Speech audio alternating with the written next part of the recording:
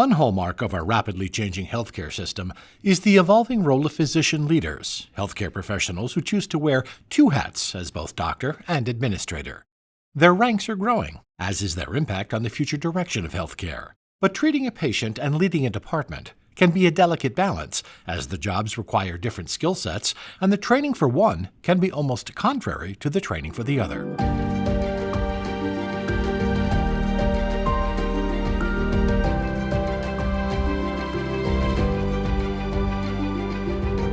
Welcome to Advancing Health, a podcast from the American Hospital Association. I'm Tom Hedderly with AHA Communications. Physicians must often make quick, decisive clinical decisions about a patient's care. This is a strength encouraged in medical school. But physician administrators who lead staffs and entire departments often face longer arc challenges that require problem-solving approaches well outside of the sphere of traditional doctor think. In this podcast, the American Hospital Association's Senior Vice President and Chief Physician Executive explores how today's physician leaders reconcile the demands of two different jobs. As he points out, not every challenge that you're facing has a code. Thanks, Tom. I'm Elisa Arespacochaga, AHA Vice President, Clinical Affairs and Workforce, and today I'm joined by Dr. Chris DeRienzo, Senior Vice President and Chief Physician Executive at the AHA. We're going to talk a little bit about the evolving role of physician leaders and how to plan for the future needs of a health system. So, Chris, welcome, and I'm hoping you'll tell us all a little bit about yourself and how you got to the AHA. Will do, Elisa. It is a pleasure to get to join you on the podcast this week, and welcome to all of our listeners. I'm Dr. Chris DeRienzo. I'm a neonatologist by clinical training, and I got to spend the better part of the last 10 years in hospital and health system chief medical and chief quality officer roles. Most recently, I got to be the Chief Medical Officer of WakeMed Health and Hospitals, which is based in Raleigh, North Carolina. And it was through that work that I got exposed to the incredible team here at AHA. I got to spend a year sitting on AHA's Committee on Clinical Leadership, which brings together chief physicians, nurses, and APPs from across the country to help guide our governance on policy, advocacy, and operational issues. And then was lucky enough to join the AHA team here in January. And so I'm meeting with our amazing teams and our amazing members. And one of the things that is most amazing about that is getting to spend time with Elisa and her team, because the clinical affairs and workforce group here really is top notch. And when it comes to the kinds of topics that we're talking about here on today's podcast are really sort of setting the tone for where we're going as a nation. Great. And we're thrilled to have you on board the team. So you came from a chief physician role. You've seen physician succession planning in a couple of organizations. What's been your experience in how that's worked and how it's been done and where it's maybe succeeded and where it maybe had some opportunities?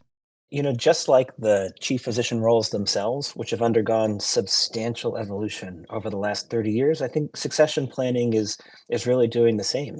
You know, when I joined WakeMed, for example, we had a number of terrific physician leaders who were stepping into to pretty significant roles. And as any good leader does in an organization, you know, realistically on day one, you need to begin thinking about what happens if, you know, you hit mega millions tomorrow and you become America's next billionaire and you don't want to work anymore, right? And so, and I love taking it from that positive frame perspective, you know. So the folks who do this best, I really find them kind of very intentionally on day one doing two things. One, getting an understanding from the team members who they identify as their direct reports. You have a lot of leadership potential as one. You know, what do they want? And I've talked to physicians who are extraordinarily happy doing the physician leader role that they are. They do not want to take on more responsibility from an administrative perspective because they don't want to perhaps give up more of their practice, or they're just at a place in their life or career where that wouldn't work for them. And then for those who do, understanding, you know, what are the gaps? What are the intentional experiences as a leader that I can create for you and or share with you so that you're able to, you know, punch that part of your dance card. And you get an experience that would perhaps be more common if you were to step into a different or larger physician leader role. And that really, frankly, should be occurring at every level of leadership. At the medical director level, at the division chief letter, at the chief medical officer level, and then all the way up through the organization. And so that's how I walked into my role at Wake Med, and I'm happy to say that the person who succeeded me there is exponentially better at the job than I ever could have been. And I know we've talked about this a little bit as you've come on board and we've started to do this work. Your training as a physician really encapsulated making decisions rather quickly by yourself and owning those decisions. That's part of what your training really instilled in you. And yet, as an administrator, none of those things are good at getting activities done, changing things, moving people along. You have to be able to have those conversations along the way, share that decision making. So how did you bring some of those skills to yourself and then your team members? Yeah, it's interesting. You see a lot of physician leaders who wind up having dual degrees, and I think one benefit of spending time early in your graduate level education outside of medical school is sort of remembering how not doctors think, because what you described, Elisa, is true. You are taught to think and then taught to act in a very specific way throughout medical school as it relates to creating a differential diagnosis, designing an assessment and plan, and going and executing on it. And in my specialty of neonatology, sometimes there's a long arc to being able to craft that plan, but sometimes the baby's coding, you need to act now. And so the challenges that you face on the administrative side of the table are definitely typically longer arc challenges. And I think for many of us who've been fortunate to pursue medical school as well as have a master's degree, leaning on that side of our education and training as kind of a reminder that not every challenge that you're facing is a code, right? And we can sort of take a different approach to that. I will say, interestingly, during the COVID pandemic, especially the early acute days of it, I think the training that physician and some nurse leaders lean on as well served us very well, because within the administrative team, we oftentimes got to sort of lean into our strength of being a gas pedal and saying we need to move to action, and the other members of the team serve their roles importantly as well. And I think as we've now transitioned into a different phase of our work, it's crucial to remember the roles that we play around that leadership table, and to recognize, that for me, sometimes my bias is to be that gas pedal, sometimes it's to be a brake. And as long as there's sort of shared respect and understanding around, whatever leadership table that you're sitting at, then there's room for everyone from that background. So let's talk a little bit about, you mentioned the evolution of the role of physician leader. It has gone through a number of different roles, even in your tenure, your 10 years. Talk a little bit about what you've seen as where that role started and where you see it today. Yeah, my thinking on this has evolved substantially. I've only been living in these kinds of roles for about 10 years. I started medical school about 20 years ago, but the friends and colleagues I have who've been in this space now for 30 plus years, even on the recruiting side, express it's sort of gone in three phases of evolution. So the V1.0 role of a physician leader on a hospital or health system leadership team. And I'll distinguish that from, we've had medical staff privileges and credentials and a medical executive committee for decades and decades and decades, since time immemorial. So I'm not really talking about the elected leadership role. What I'm talking about is the kind of the earliest members with protected administrative time who sit on that leadership team. In perhaps the 80s and 90s, that looked like someone who typically was an incredibly well respected physician, had been on staff for maybe 20 or 30 years, was loved by the community, was loved by the team. They were given a small office somewhere in the corner and said, go listen to the doctors, and keep them out of administration, right? And that was early phase, right? Efforts at engagement. And obviously, I'm overgeneralizing and there's a spectrum, but truly, it really was a very tightly focused position on just medical staff and medical affairs. That evolved pretty substantially in the 2000s and the early 2010s as we saw the ACA passed and the quality movement in healthcare began to reach a fairly significant crescendo to where CEOs and boards said, "Okay, doctor, we need you to lead quality as well." Oftentimes in partnership with a chief nurse, and so we saw the first dyad roles beginning to emerge then. But again, that sort of clinical focus on quality and still medical staff, right? Don't give that up. Still have to do that, but now take on these more quality and safety and sometimes patient experience focused work, kept those roles largely out of the strategy and operations of health systems. And today, frankly, that is an untenable solution. As we look at what the landscape looks like, by and large, the shift has been to having physician leader roles that are true core partners to the not only the chief nurse but the chief operating officer, the chief strategy officer, the CFO, when it comes to things like strategy and operations. And that's not because the physicians themselves have changed, but it's because our environment has changed. As we've seen tremendous shifts into the ambulatory and outpatient arena, as we've seen shifts in the trends of physician employment, that has meant that the most forward-thinking and or integrated systems have needed to bring their chief physician into the fold, as it were, on making the key strategic and operational decisions of the organization. And again, on the physician side, that means that the kind of person who we might have appointed to a VP&A role in the 90s or lifted into a chief of quality role in the early 2000s might not be the same kind of person now who is perhaps willing to engage in the kind of strategy and operational learning that we need to do in order to be fundamental partners at that kind of a table. Absolutely. Absolutely. So you've had a chance to get a little bit of a national perspective on some of these opportunities. You just laid out sort of the evolution of you're no longer, forgive the term, just the doctor. You are now also part of the strategy team and the operations team and the financial team. And you need to be able to have all of those skills in your bag.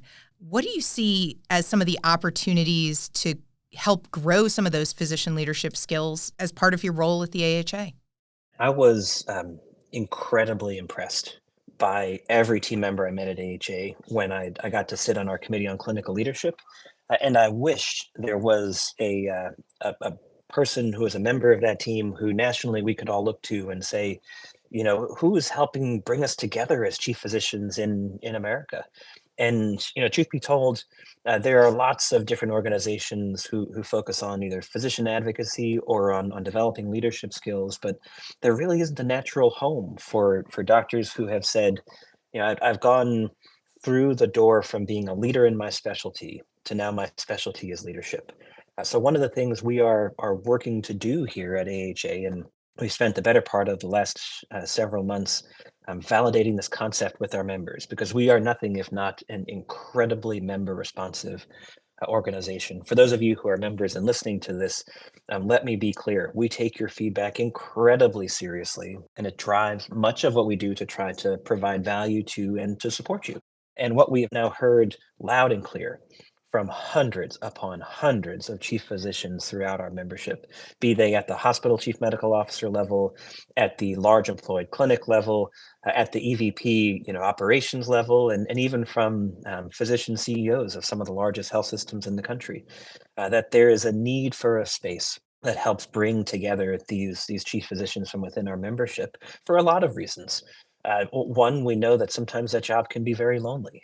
When you're a chief physician, no matter at what level you are, you're oftentimes the only doctor sitting at a table with folks who have reached the peak of their professional pyramids. Chief nurses and chief financial officers, chiefs of strategy, chiefs of operations, they are all incredibly good at what they do, and they also share very different backgrounds and experiences than we do as physicians. And so sometimes it can be hard to sort of share the challenges that you're facing when you have to then go back and negotiate with a room of 40 hospitalists on contract metrics, or talk to the orthopedic surgeons about the continuous improvement project and how we're going to drive it through care process models and the like.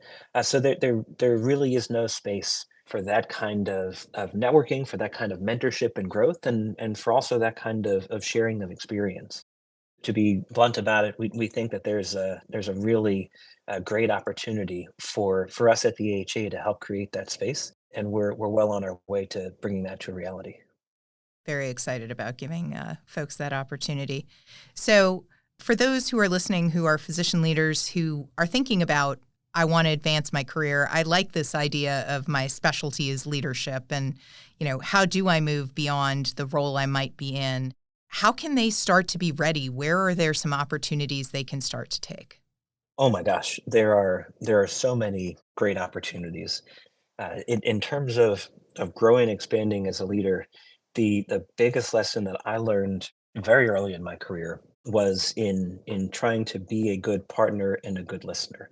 So I had the tremendous benefit in my very first job outside of fellowship to work in the Mission Health organization based in Asheville, North Carolina. At the time, we were serving about 900,000 people in the western part of the state. It was very rural, and I was very green. I was just out of fellowship. I'd been blessed to get to do a lot of stuff in training, leading in quality and patient safety, but I had never done the work of an attending and as a health system chief.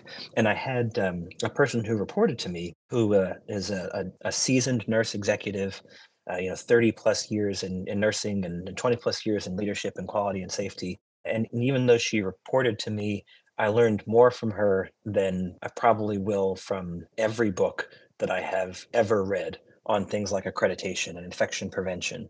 I had a tremendous leader in risk management who also reported into me, and she has taught me more about risk management than again I could ever learn. Even though we have many great books here at AHA, she will forget more about claims management than I could ever hope to learn.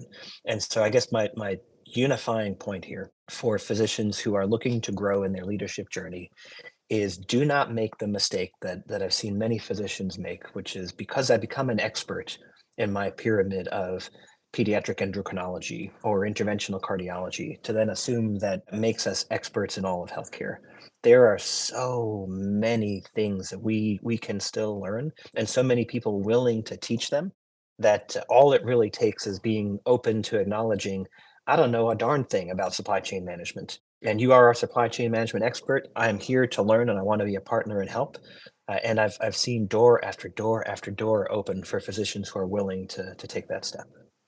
Absolutely. And I think that's one of the unique characteristics that the AHA has. Hospitals are the place where all of these different professions come together and must work together for the good of the patient. And so really, the more everyone can adopt that attitude of, hey, I know my stuff really, really well, but tell me about yours. Let me learn from you.